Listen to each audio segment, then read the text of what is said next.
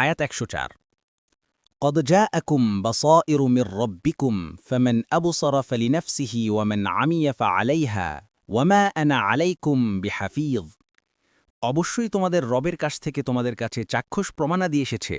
অতবার কেউ চক্ষুষ্মান হলে সেটা দ্বারা সে নিজেই লাভবান হবে, আর কেউ অন্ধ সাজলে তাতে সে নিজেই ক্ষতিগ্রস্ত হবে। আর আমি তোমাদের উপর সংরক্ষক নই। তাফসীর ১ নং ফুটনোট। এ আয়াতের বা সঈর শব্দ কি? বসীরা এর বহুবচন। এর অর্থ বুদ্ধি ও জ্ঞান, অর্থাৎ যে শক্তি দ্বারা মানুষ অতীন্দ্রিয় বিষয় সম্পর্কে জ্ঞান লাভ করে। আয়াতে বসঈর বলে ওইসব যুক্তি প্রমাণাদি ও উপায়াদিকে বোঝানো হয়েছে যেগুলো দ্বারা মানুষ সত্য ও বাস্তব রূপকে জানতে পারে।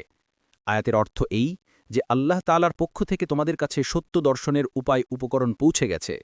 আল মানার অর্থাৎ কোরআন, রাসূলুল্লাহ সাল্লাল্লাহু আলাইহি ওয়াসাল্লাম ও বিভিন্ন মুজিজা আগমন করেছে ইবনে কাসির। তাছাড়া তোমরা রাসূলের চরিত্র, কর্মকাণ্ড ও শিক্ষা প্রত্যক্ষ করছ। এগুলোই হচ্ছে সত্য দর্শনের উপায়। অতএব যে ব্যক্তি এসব উপায় ব্যবহার করে চক্ষুষ্মান হয়ে যায় সে নিজেরই উপকার সাধন করে। পক্ষান্তরে যে ব্যক্তি এসব উপায় পরিত্যাগ করে সত্য সম্পর্কে অন্ধ হয়ে থাকে সে নিজেরই ক্ষতিগ্রস্ত হয়। আল মানার আইসারুত তাফসির মুআসসার ২ নং ফুটনোটের বিবরণ। অর্থাৎ মানুষকে জবরদস্তিমূলকভাবে অশোভনীয় কাজ থেকে বিরত রাখা রাসূলুল্লাহ সাল্লাল্লাহু আলাইহি ওয়াসাল্লামের দায়িত্ব নয়, যেমন সংরক্ষকের দায়িত্ব। পৌঁছার পরও এটাই আহলে সুন্নাহ ওয়াল জামাআতের আকীদা এবং বিশ্বাস। এর সপক্ষে দলিল প্রমাণাদি অনেক, নিচে তার কিছু উল্লেখ করা হল। কোরআন থেকে আল্লাহ তাআলার বাণী, উজুহু ইয়াওমাইযিন নাযিরাহ ইলা রাব্বিহা নাযিরাহ। সেদিন কিছু চেহারা হবে সজীব ও প্রফুল্ল, তারা স্বীয় রবের দিকে দেখতে থাকবে। সূরা আল কিয়ামা ২২-২৩। আল্লাহ তাআলার কোরআনে অন্যত্র বলেছেন, কেল্লা ইন্নাহুম আর রব্বিহিম ইয়াওমাইযিল লামাহজুবুন। কাফেররা সেদিন স্বীয় রবের সাক্ষাৎ থেকে বঞ্চিত থাকবে। সূরা আল মুতাফফিফিন ১৫। এর দ্বারা কাফের এবং অবিশ্বাসীরা সেদিনও শাস্তি হিসেবে আল্লাহকে দেখার গৌরব থেকে বঞ্চিত থাকবে বলে ঘোষণা করা হয়েছে। এই আয়াতের দ্বারা এটা স্পষ্ট হল যে যারা ঈমানদার তাদের এ শাস্তি হবে না, অর্থাৎ তারা আল্লাহকে দেখতে পাবে। আল্লাহ তাআলা বাণী, লিল্লাযীনা আহসানুল হুসনা ওয়া জিয়াদাহ। যারা সৎ কাজ করেছে তাদের জন্য রয়েছে জান্নাত, তদুপরি তার উপর রয়েছে কিছু বাড়তি। সূরা ইউনুস ২৬। এ আয়াতের তাফসিরে স্বয়ং রাসূলুল্লাহ সাল্লাল্লাহু আলাইহি ওয়াসাল্লাম থেকে সরাসরি আল্লাহকে দেখা বলে সহিভাবে বর্ণিত হয়েছে, যার আলোচনা পরবর্তী বর্ণনায় হাদিস থেকে আসছে।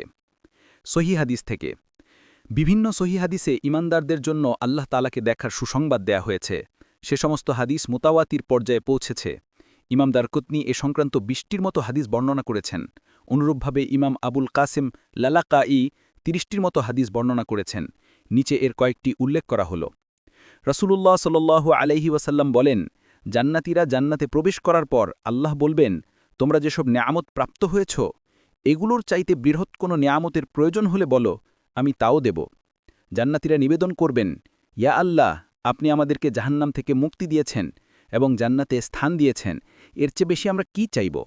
তখন মধ্যবর্তী পর্দা সরিয়ে নেওয়া হবে এবং সবার সাথে আল্লাহর সাক্ষাৎ হবে। এটাই হবে জান্নাতের সর্বশ্রেষ্ঠ নিয়ামত। সহিহ মুসলিম। জান্নাতীদের জন্য আল্লাহর সাক্ষাৎই হবে সর্ববৃহৎ নিয়ামত। অন্য এক হাদিসে আছে, রাসূলুল্লাহ সাল্লাল্লাহু আলাইহি ওয়াসাল্লাম এক চন্দ্রালোকিত রাতে সাহাবীদের সমবেবিহারে উপবিষ্ট ছিলেন। তিনি চাঁদের দিকে তাকিয়ে রাসূলুল্লাহ সাল্লাল্লাহু আলাইহি ওয়াসাল্লামের একমাত্র দায়িত্ব হচ্ছে আল্লাহর নির্দেশাবলী পৌঁছে দেয়া ও বুঝিয়ে দেয়া।